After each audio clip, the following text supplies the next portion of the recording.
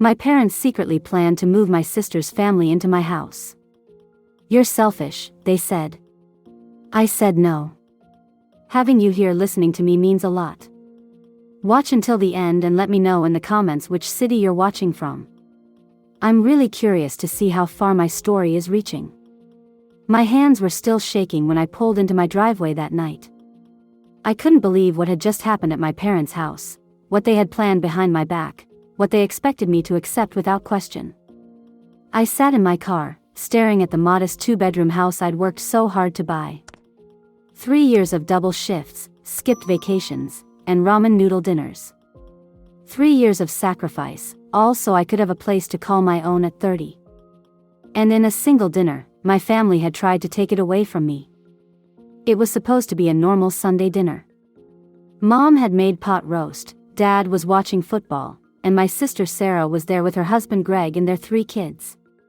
Nothing seemed out of the ordinary until Mom cleared her throat and gave Dad that look, the one that always meant they were about to discuss something important.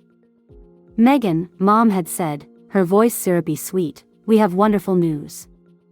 I should have known then. That tone never meant good news for me. Sarah and Greg are having some financial difficulties, Dad continued, putting his arm around Sarah's shoulders. The landlord raised their rent again, and with 3 kids, they just can't make it work anymore. Sarah's eyes filled with perfectly timed tears. It's been so stressful. I nodded sympathetically. That's tough. Have you looked into those new apartments on West Side? I heard they're affordable. The silence that followed was deafening. Mom and Dad exchanged glances while Sarah suddenly became very interested in her pot roast. Well, Mom finally said, we've actually come up with the perfect solution. Dad smiled broadly. You have that nice house with all that extra space. Just you rattling around in there. My stomach dropped. What? Sarah, Greg, and the kids can move in with you. Mom exclaimed, like she was announcing I'd won the lottery. Isn't that perfect? You have 2 bedrooms plus that office space that could easily fit the kids. Sarah can cook for you, and you'll have help with the mortgage. I stared at them, waiting for someone to laugh, to say it was a joke. No one did. You've already planned this? I asked, my voice barely a whisper. Sarah nodded eagerly. We could move in next weekend. The kids are so excited to live with Aunt Megan. I looked around the table, at my parents' expectant faces, at Sarah's hopeful expression, at Greg who couldn't even meet my eyes, at my niece and nephews who were oblivious to the adults' conversation. No, I said firmly. That won't work for me. The warmth in the room evaporated instantly. What do you mean, no? Mom's voice turned cold. I mean no. I bought that house for myself. It's not big enough for 5 more people. Dad's face reddened. Megan, don't be selfish. Your sister needs help. Selfish? The word hit me like a slap. How is it selfish to want to live in my own home? The home I paid for? Because family helps family, Mom snapped. Sarah would do it for you. Would she? I looked at my sister, who had never sacrificed anything for me. Sarah, who got a car for her 16th birthday while I took the bus. Sarah, whose college was fully funded while I worked through school and graduated with debt. Sarah, who got an elaborate wedding while I got student loan payments. I'm sorry, but no, I repeated, standing up from the table. I can help you look for an affordable place, but you can't move into my house. You've always been like this, Sarah hissed, dropping the tearful act. Always thinking about yourself. Like what? Responsible? Independent? My voice cracked. I worked for everything I have. And I have children, Sarah shot back.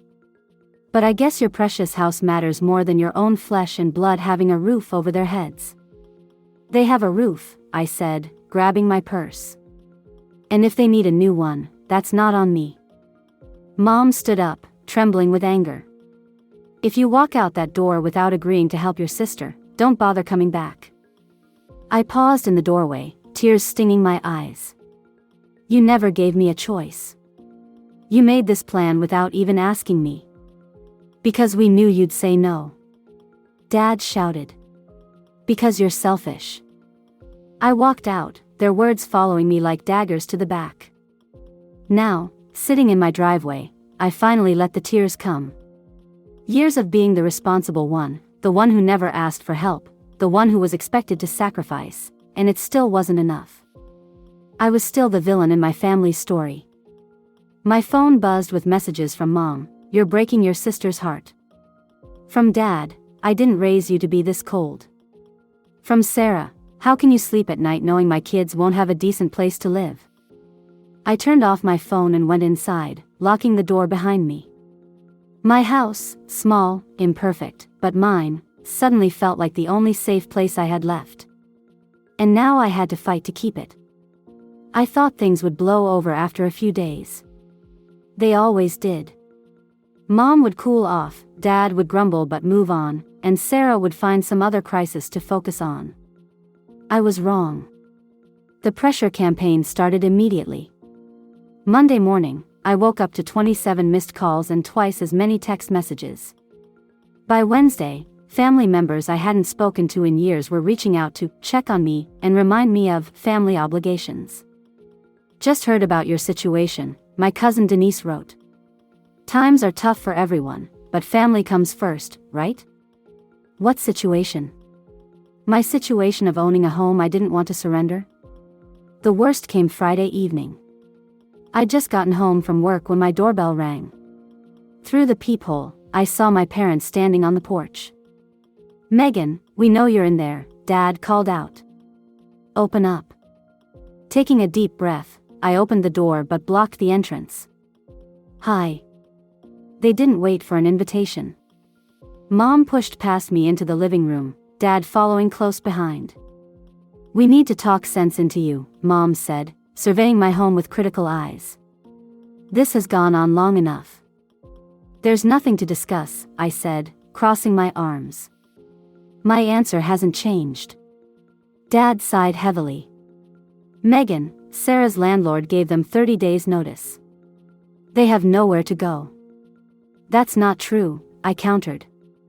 "They have options. They just don't like them." Mom's eyes narrowed. "So you'd rather see your sister and her children homeless than share your precious space? Is that who you've become?" The guilt hit me like a wave, just as they knew it would. It was the same tactic they'd used my entire life. When Sarah needed money for dance lessons, I was expected to give up my art classes. When Sarah wanted my room because it was bigger, I was moved to the attic. When Sarah's car broke down in college, my tuition money was borrowed to fix it. I was always expected to give, to sacrifice, to understand. "They won't be homeless," I said firmly.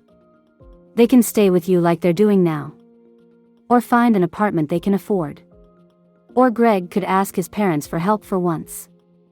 Mom gasped as if I'd suggested something obscene. "Greg's parents are getting older. They can't handle 3 active children running around." "And I can. I work 50 hours a week." "That's why it's perfect," Dad insisted. "Sarah would be home with the kids while you're at work. You'd barely notice them." I laughed, the sound hollow even to my own ears. "In my 2-bedroom house? With 3 kids? Dad, be realistic. You have that home office," Mom said. "The kids could easily share that space." "My office? Where I work from home 3 days a week? Where would I work then?" Mom waved dismissively. "The kitchen table would be fine. That's where Sarah does the kids' homeschooling." The pieces suddenly clicked together. They weren't just expecting me to share my home, they were expecting me to dismantle my entire life to accommodate Sarah's. "No," I said, my voice surprisingly steady. "Absolutely not." Dad's face darkened. "You always were a stubborn child." "I'm not a child anymore," I reminded him. "I'm a 30-year-old woman who works hard and deserves to live in the home she paid for." Mom scoffed. "And your sister deserves to be thrown out on the street?" Sarah's situation is not my responsibility, I said, feeling stronger with each word. It's hers and Greg's. I'm sorry they're struggling, but taking over my house isn't the solution. Dad pulled out his phone. Did you see what Sarah posted this morning? Maybe this will change your mind. He held up his screen, showing Sarah's social media post, a picture of her 3 children looking sad, with the caption, "Hard explaining to your kids that family isn't always there when you need them. Praying for a miracle as we face possible homelessness." The comments were worse. How could anyone let children suffer like this? Family should always come first. Sending prayers that hearts will soften. My stomach churned with anger and hurt. That's manipulative and you know it. It's the truth, Mom snapped. It's emotional blackmail, I corrected her. And I'm done with this conversation. Please leave. We're not finished, Dad began, but I cut him off. Yes, we are. This is my house, and I'm asking you to leave. They gathered their things, Mom's face a mask of disappointment, Dad's flushed with anger.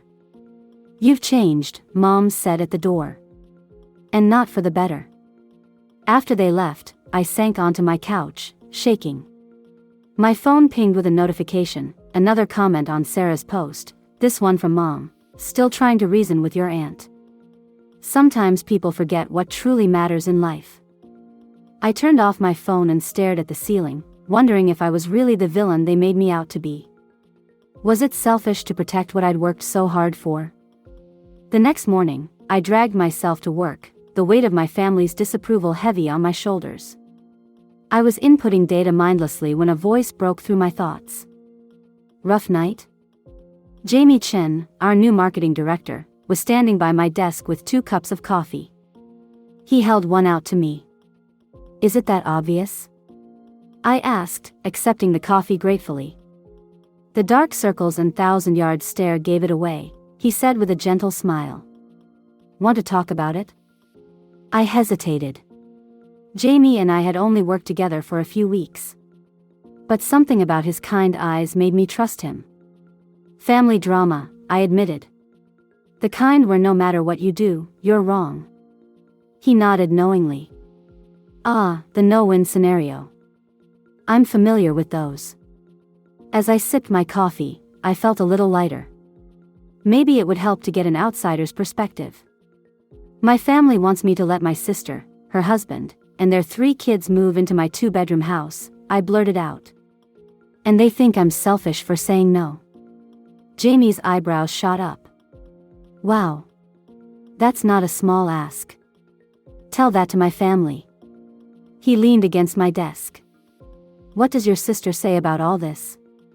That I'm heartless for not helping family in need. Jamie nodded thoughtfully. And have they considered other options? They don't want other options. They want my house. Before Jamie could respond, my phone rang. My parents' house number. I let it go to voicemail. Sorry, I said. They've been calling non-stop. No worries, Jamie replied. Listen, a few of us are grabbing dinner after work. You should join us, might help take your mind off things. I was about to accept when my phone buzzed with a text. From Dad, since you're not answering our calls, we're coming over tonight. We have a key for emergencies, so we'll let ourselves in if needed. This conversation isn't over. My blood ran cold. The emergency key. I'd forgotten they had it. I'm sorry, I told Jamie, my voice tight with panic. I need to go home. Right now. I've never driven home so fast in my life. My mind raced with horrifying scenarios, my parents letting themselves in, Sarah's family already moving boxes into my living room, my private space invaded without my consent. I screeched into my driveway and felt a wave of nausea. There it was, Sarah's minivan parked at the curb, the back hatch open, boxes visible inside. My parents' sedan was behind it. They hadn't even waited for me to get home. They were already moving in. With trembling hands, I fumbled with my keys and burst through the front door. The scene that greeted me was worse than I'd imagined. Sarah's kids were running wild through my living room. Her oldest boy was jumping on my couch while her twins chased each other around my coffee table. Greg was carrying a large cardboard box labeled "Kids' Clothes" down the hallway toward my office. My mother was in the kitchen, rearranging my cabinets. And my father and Sarah were in the middle of my living room, directing traffic like generals commanding an invasion. What the hell is going on? I demanded, my voice cracking with emotion. Everyone froze. The kids stopped mid-run. Greg halted in the hallway. My parents and Sarah turned to face me, their expressions a mix of defiance and guilt. "Megan," my father started, his tone maddeningly calm. "We're doing what needs to be done."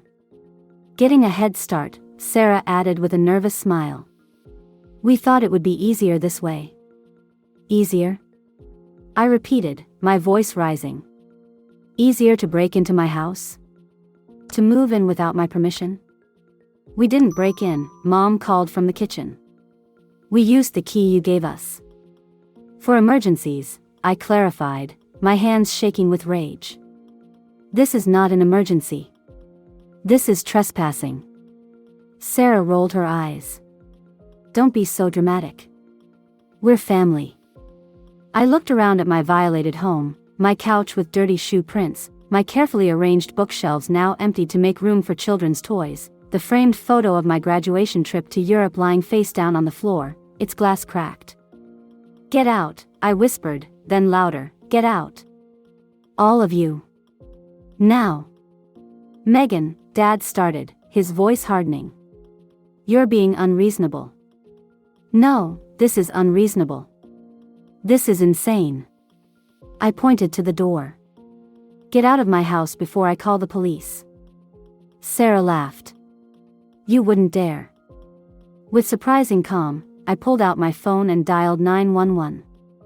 "My house is being broken into," I told the dispatcher while maintaining eye contact with my sister. "People are moving their belongings in without my permission." Sarah's face drained of color. Mom gasped. Dad lunged for my phone, but I stepped back. "The address is 1428 Oakwood Drive," I continued.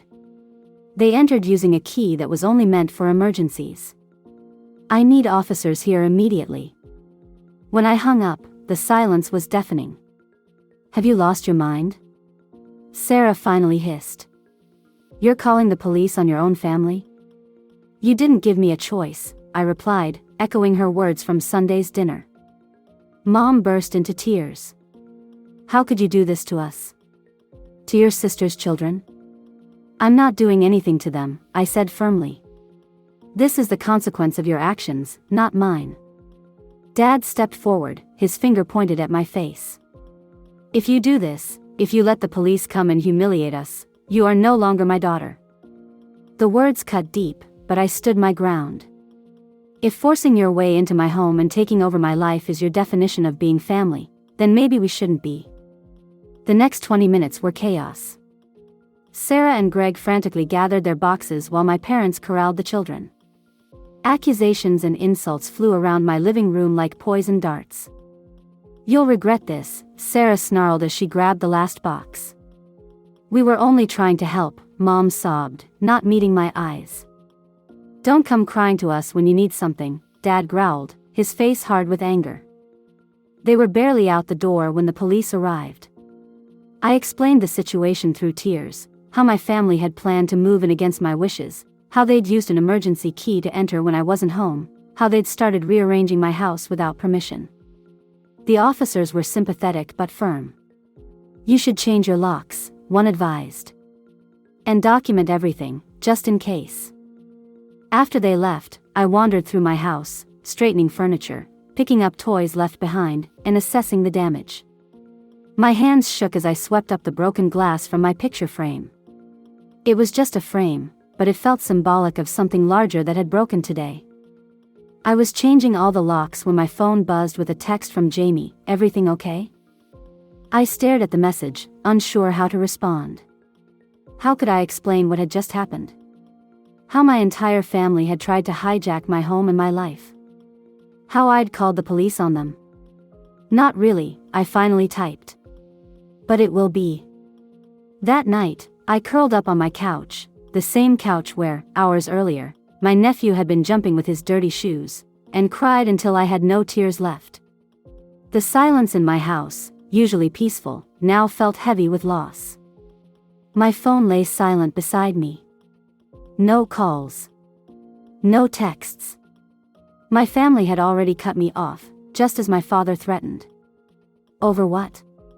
My refusal to surrender my home? My insistence on boundaries? As exhaustion finally pulled me towards sleep, one thought kept circling. If this was their love, conditional, demanding, suffocating, maybe I was better off without it. The next morning, I woke to sunlight streaming through my blinds and the blessed sound of silence. No children running through my hallways. No family members rearranging my belongings. Just me in my own space.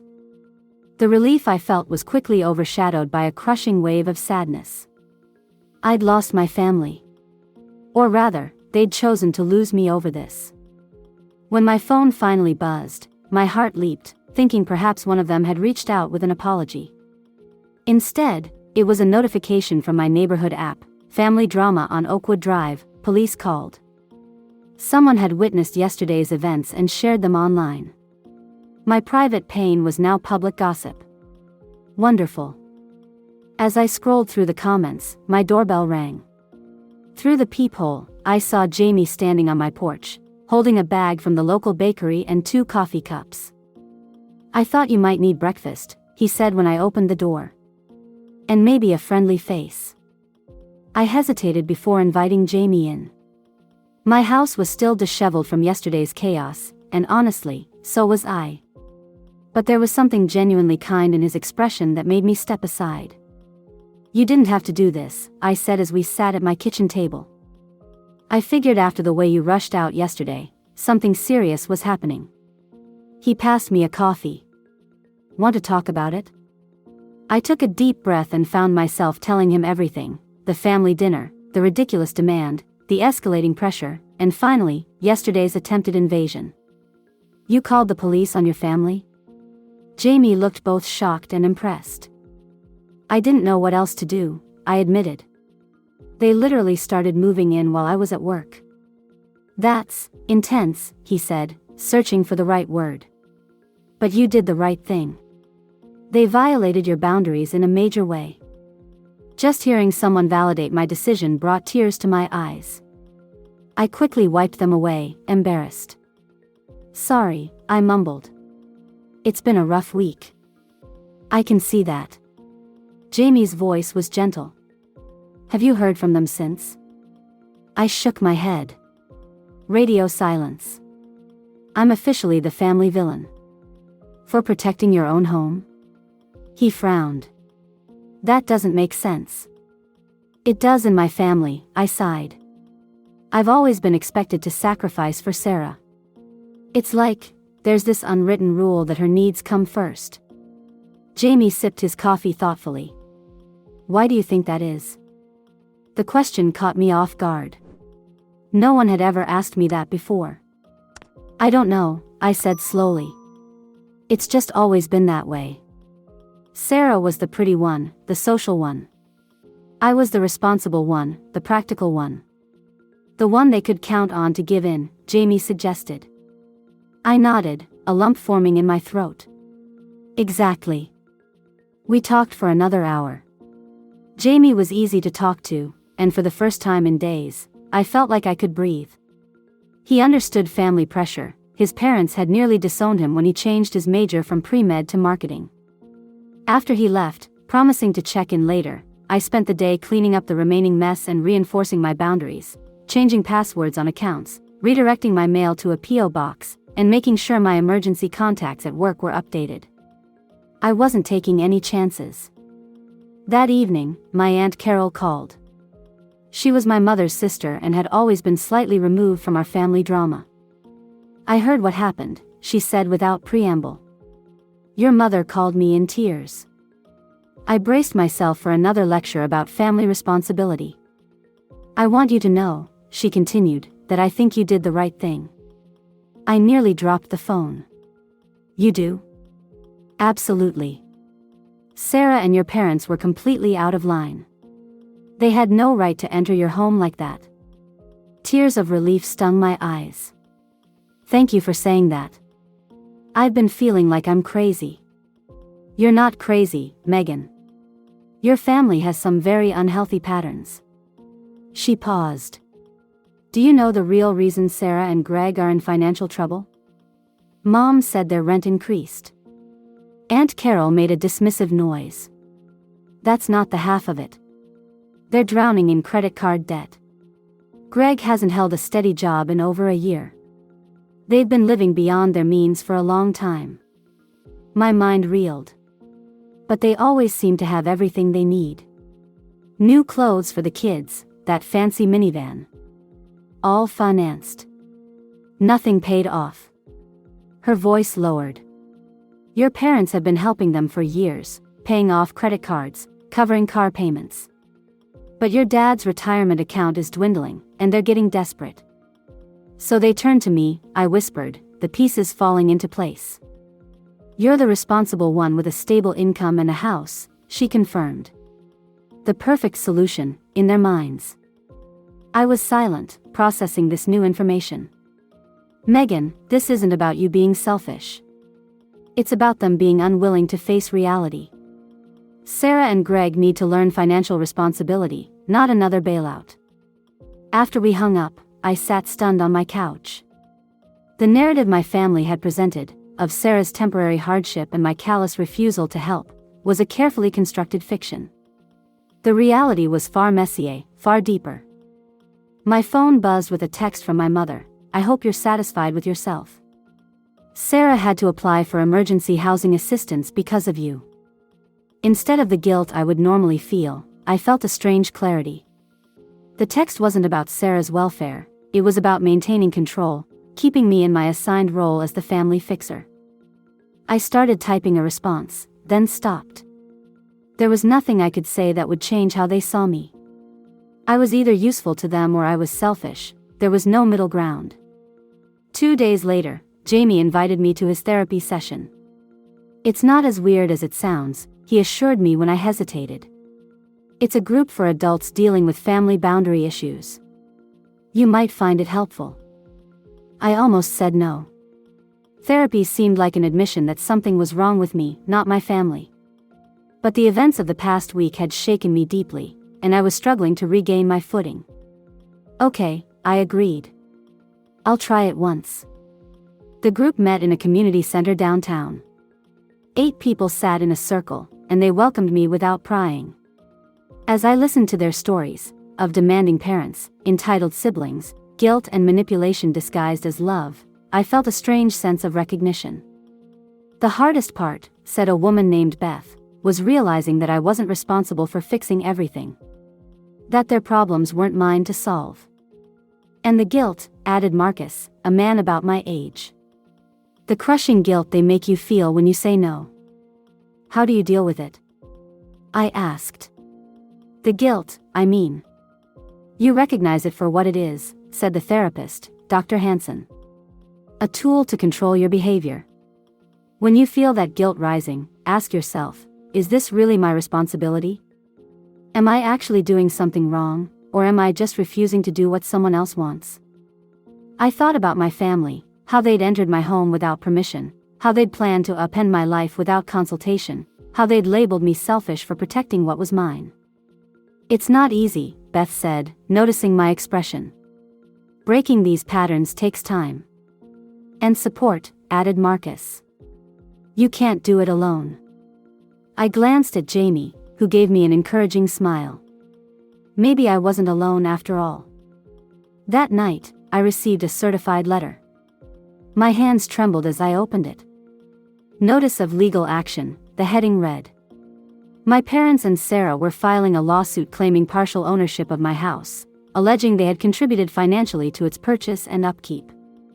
It was a lie. I had documentation of every payment, every repair, every expense related to my home.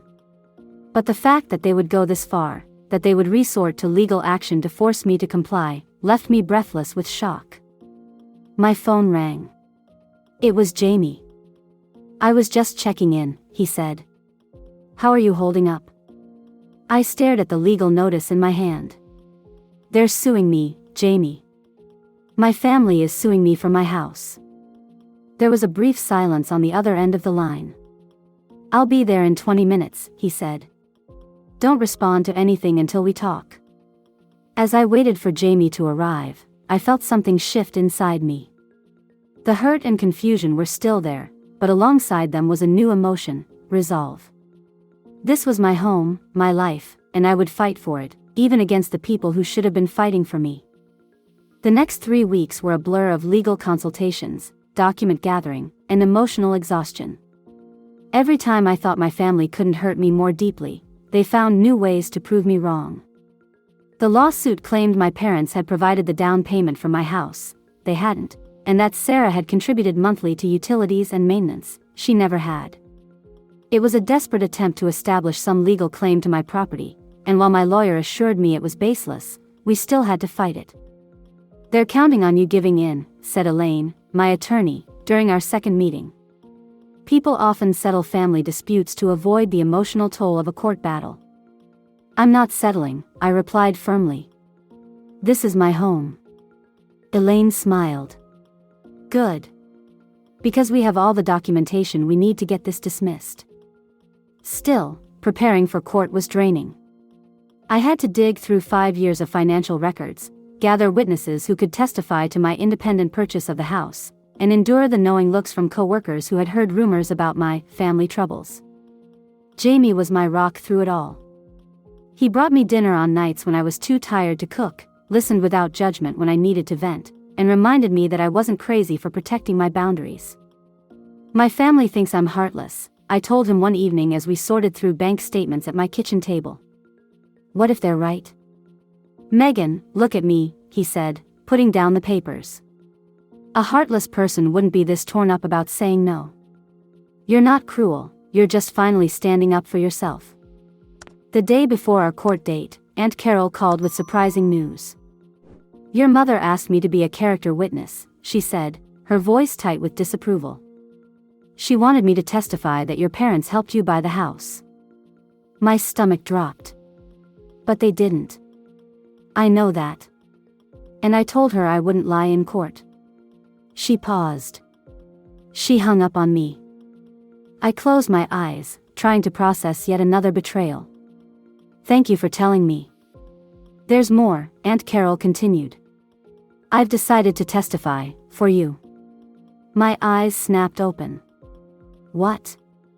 "I've watched this pattern for years, Megan. How they always expect you to sacrifice while Sarah gets everything handed to her. It's not right, and I'm not going to stay silent anymore." Tears filled my eyes. "They'll never forgive you." "Maybe not," she agreed softly. "But I'll be able to forgive myself."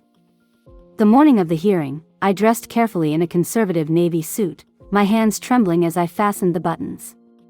I hadn't seen my family since the police incident, and the thought of facing them in court made me physically ill. Jamie drove me downtown, squeezing my hand reassuringly before I entered the courthouse. "Remember," he said, "you're not the one who should be ashamed today." The courtroom was smaller than I expected, the overhead lights harsh and unforgiving. My parents and Sarah sat on one side with their attorney, their faces set in identical expressions of righteous indignation. I took my place beside Elaine, keeping my eyes forward. The proceedings began with my family's attorney painting me as a selfish daughter who refused to help her struggling sister and defied her parents' reasonable request. He spun a tale of family contributions to my house purchase, regular financial support, and verbal agreements about sharing the space, when needed. It was surreal hearing my life rewritten this way, all lies, but delivered with such conviction that I found myself doubting my own memories for a moment. Then it was Elaine's turn. With methodical precision, she presented my documentation, mortgage statements showing I was the sole borrower, bank records proving I made the down payment from my own savings, tax returns demonstrating I claimed all home-related deductions because I was the only owner.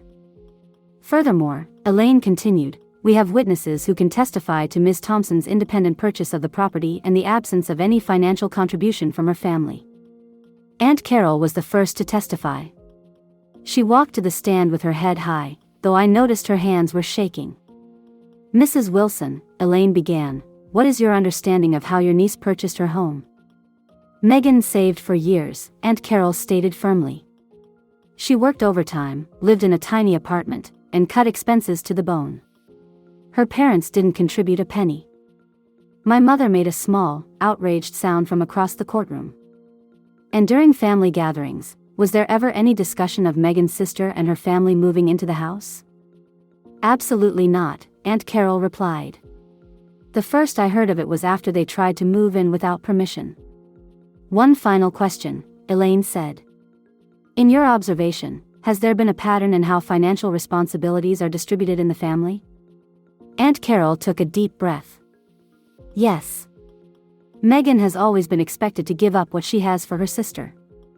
It started when they were children, and it never stopped."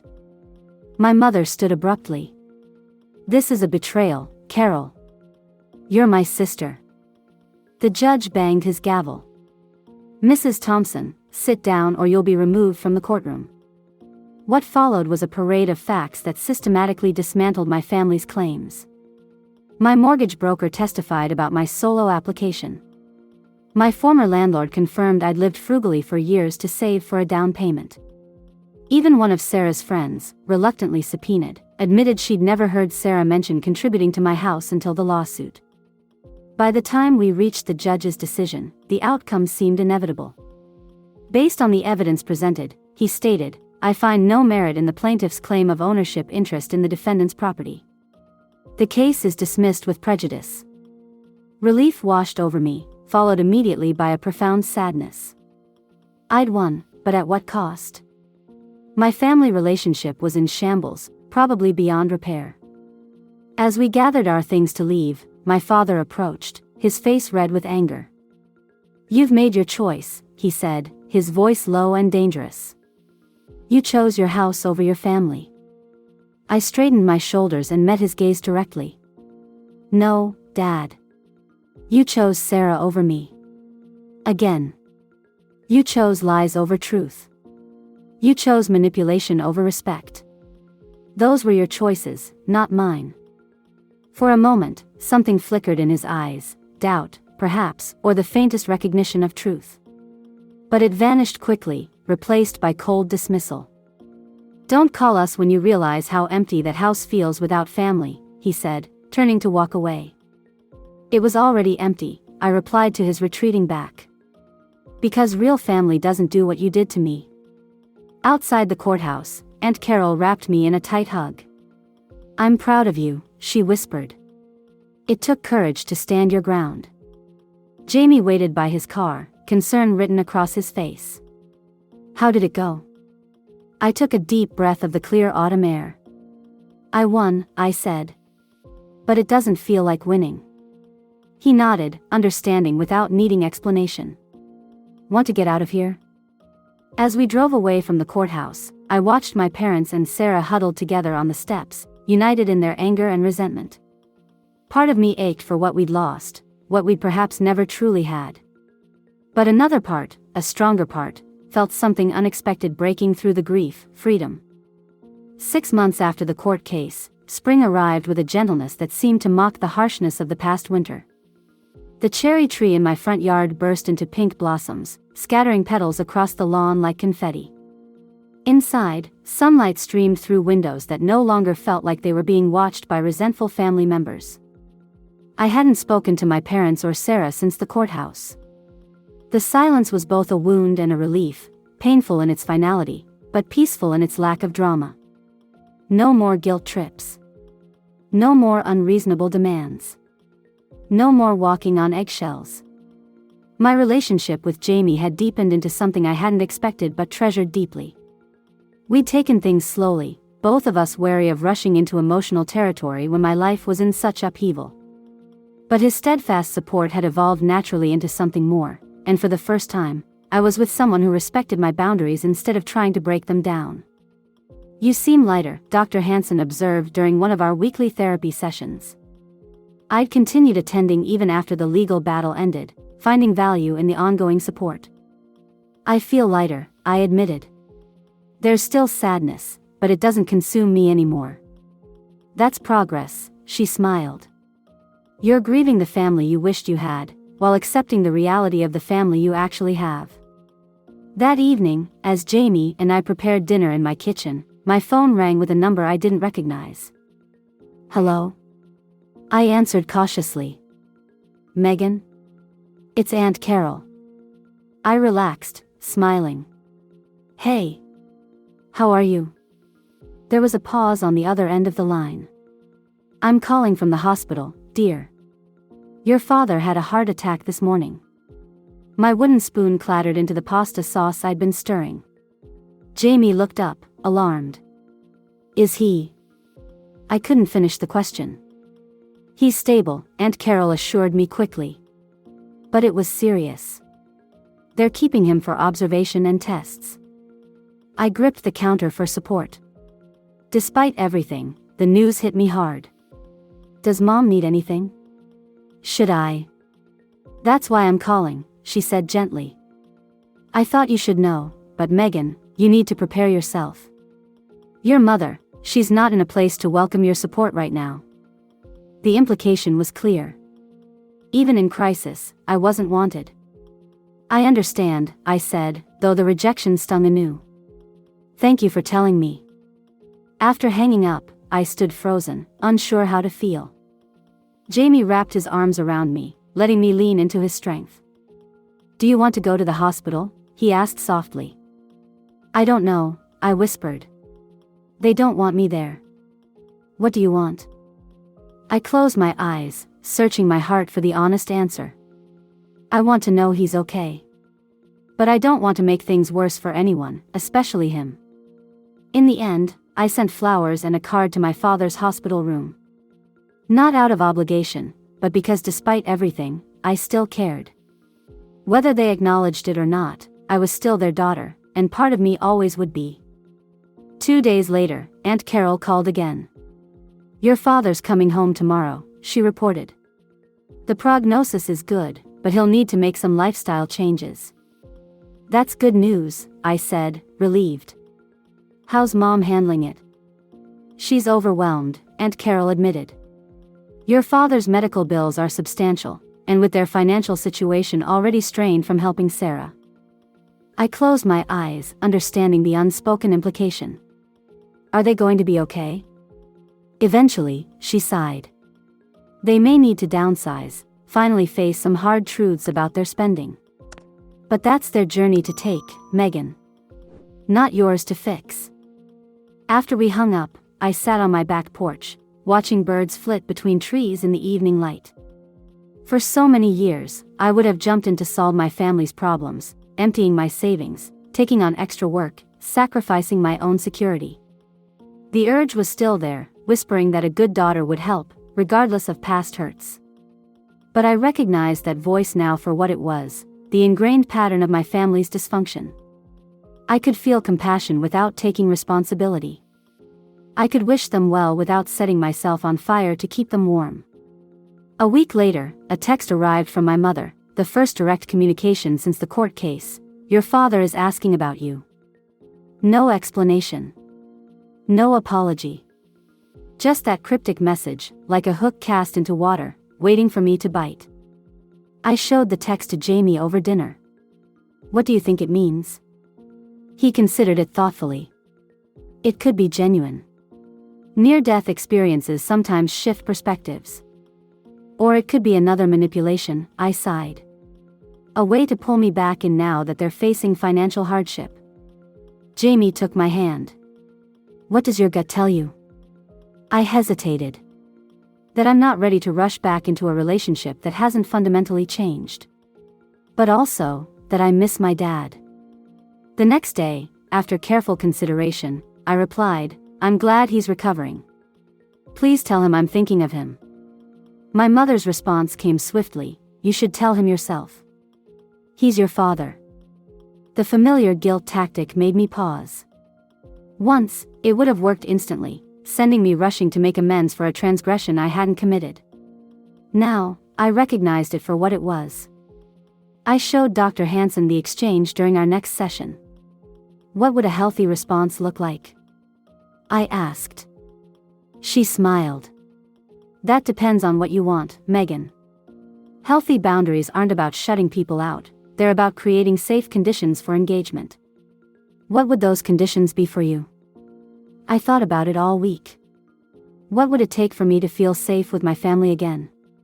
Not just physically safe, but emotionally safe. Protected from the manipulation, the guilt, the endless expectation of sacrifice? The answer came to me as I was sorting through some old photos, smiling at memories of childhood camping trips and holiday gatherings. There had been good times among the difficult ones. There had been love, however imperfectly expressed.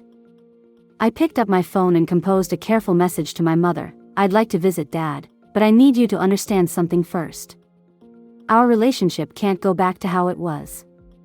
I won't be made to feel guilty for having boundaries. I won't be expected to solve family problems at my own expense. If you can respect that, then yes, I'd like to see him. I held my breath after sending it, half expecting an angry refusal or another guilt trip. Instead, after a long pause, came a response I never anticipated. Your father and I have been doing a lot of thinking. We weren't fair to you. We'd like a chance to do better. It wasn't a full apology, but it was more acknowledgement than I'd ever received. It was a beginning. The visit was awkward but civil. My father looked smaller in his recliner, somehow diminished by his health scare. My mother was stiffly polite, clearly making an effort to respect the boundaries I'd established. You look well, Dad said, his voice gruff with emotion. So do you, I replied, though it wasn't entirely true. I'm glad you're recovering. We made small talk about his health, my work, the unusually warm spring. We carefully avoided mention of Sarah, the lawsuit, or any of the painful events of the past year. It wasn't healing, exactly, but it wasn't wounding either. It was neutral ground, a tentative first step. As I prepared to leave, my father caught my hand. Megan, he said, his voice strained, I was wrong. About a lot of things. The simple admission nearly undid me. Thank you for saying that, Dad. Will you come again? He asked, vulnerability in his eyes. I nodded. Yes. Not yet like before, but, yes. Walking to my car afterward, I felt strangely peaceful. The pain wasn't gone, it might never fully disappear. The trust was fractured, perhaps irreparably in some places. But there was possibility now, however fragile. That evening, sitting on my porch with Jamie, I watched the sunset paint my little house in golden light. I never thought I'd say this, I admitted, but I'm grateful for what happened last year. Jamie raised an eyebrow. Even the lawsuit? Even that, I nodded. If they hadn't pushed me so far, I might never have found my voice. I might have spent my whole life trying to earn love by sacrificing myself. He took my hand, his presence a quiet affirmation of what healthy love should feel like. The house you built isn't just this one, he said, gesturing to the structure around us. It's the life you've created. The boundaries you've established. The peace you found. I leaned against his shoulder, feeling the truth of his words settle deep in my bones. The house I'd fought for was more than wood and concrete and mortgage payments. It was self-worth. It was dignity. It was the space I'd created to become who I was meant to be. To the house I built, I whispered, raising my glass in a quiet toast. To standing my ground when it would have been easier to give in. To finding my voice when others tried to silence it. To building a life that belonged, truly and completely, to me.